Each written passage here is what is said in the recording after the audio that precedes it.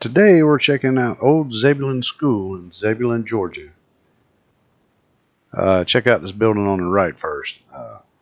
Keep in mind, a few videos later you'll see it again, and it has fallen in. And that was during a 2-week period. It's kind of shocking. Anyway, we're going to go look at the Old Zebulon School. So construction began in April 1926, and it was finally opened September 13th, 1926. So a one-story brick schoolhouse, 6 classrooms and an auditorium on one end. Alright, the last class to attend Zebulon Elementary School from 1st grade through 7th grade graduated in June 1961.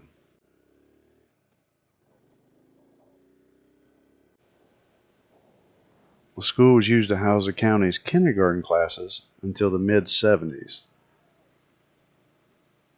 After that, there were no students attending the school. They kept using the auditorium for probably 10 years or more after the school officially closed.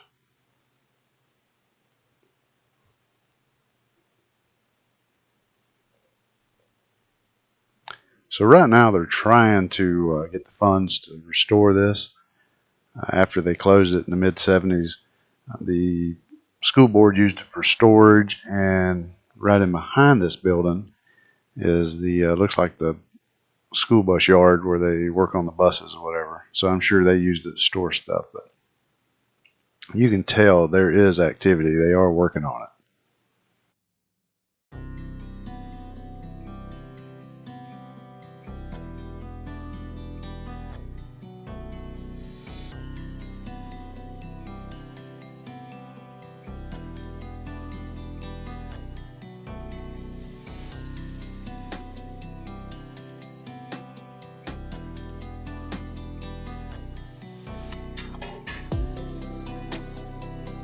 These are a few pictures I got from abandonedSoutheast.com.